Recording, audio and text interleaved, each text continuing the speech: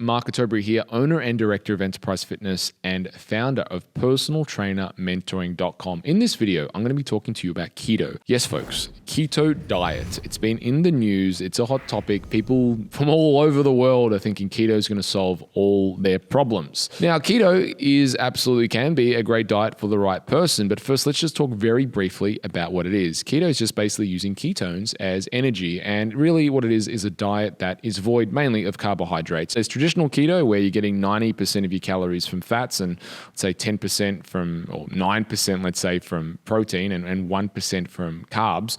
But that's a traditional keto diet. Now keto has, I'm not going to say been watered down, but there's been very many different variations of a keto diet, like cyclical keto where you're using a bit of carbohydrate around where you'll do something. And look, these strategies can be absolutely effective in the right hands. I mean, to a man with a hammer, everything looks like a nail, but obviously the goal is as coaches here at Enterprise is that we arm ourselves with as many tools as possible for the right person. Now, I did do keto, I went on a keto diet personally relatively recently, and I need to disclose the reason why I went on a keto diet. Well, keto diet that I went on was always something curious that I wanted to try and do, and I did. I was kind of forced into it, and the reason why I was forced into it is because I had pretty bad gut issues. I had some problems with some negative gram bacteria, and when you do have a gut issue, what you want to do is you want to starve the bad bacteria. Now, one of the best ways to do that is to go on a pretty much a zero carbohydrate diet or a very low carbohydrate diet, so you can starve the bad bacteria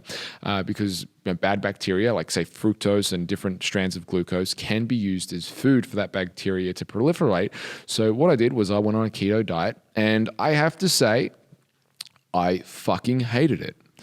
And I really did not enjoy it at all. So the way I like to train is as a strength athlete. I really do like the 3 big lifts. I'm not going to call myself a power lifter because I don't compete in powerlifting, but I really do like to lift heavy. And when I went on a keto diet, my lifts really, really, really suffered. And people talk about getting over the keto flu. Now, I probably did it for about 8 to 10 weeks until I thought, this absolutely sucks. And people might say, well, I didn't really do it properly. I had to do it for at least 16 weeks. But I would say, look, 8 to 10 weeks was long enough for me to know this is good or this is bad. I just felt like my biology was starting to go in on itself, meaning that I'd wake up depressed. I'd wake up in a bad mood. I didn't want to eat the food. I didn't enjoy my food. I don't even say I enjoyed it. I actually did enjoy the food, but I just felt constantly that I had no energy. That was the biggest thing. And when it came to training, I might do one set and I had to really amp myself up to train mentally, and I wasn't having any coffee either. And it just really, for me, it sucked.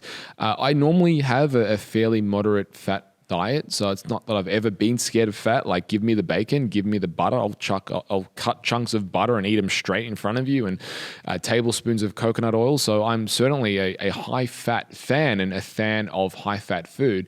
But for me, switching over to keto really highlighted to me the need, if you're going to partake in heavy, intense, or any type of intense strength training, the need for carbohydrates. And this was confirmed when looking at different and speaking to different people, in the fact that carbohydrate is really the preferred use of fuel, but it's that, I suppose, window of that 0 to 10, 20 seconds where you're going to be using it. Now, with that said, could you stick to a keto diet and train heavy and lift? For the people who I've spoken to and seen, is what they do is they modify the keto plan. So they're not doing strict keto. They do what's called cyclical keto, where they'll have the bulbous or the bulk of their carbohydrate around their training, and then the rest of the time they're following a high protein, high fat plan. Now, do you need to do keto to lose body fat? Absolutely not. And I think with diet and with all these, I'm not even going to call them extreme, but with all these novelties, people are looking for exactly that. They're looking for a novelty to follow. Now, I just really think if you give yourself a set of rules, follow the set of rules, have a basic kind of plan in place, and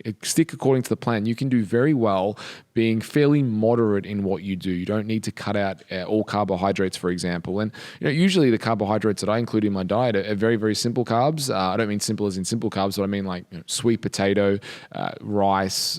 They're really, I mean, let's face it, pumpkin. But they're the main 3 kind of in different variations of rice, like red rice, black rice, and all that kind of stuff. I'm not being overly fancy with my choices. It's just I have a plan, and that's what works for me, and stick to it. But I certainly found keto for me personally not a winner. I didn't enjoy it on a personal level, and I felt my training really, really suffered. So that's my review on keto. It's my personal review. It's not a scientific review, but that's how I felt about it.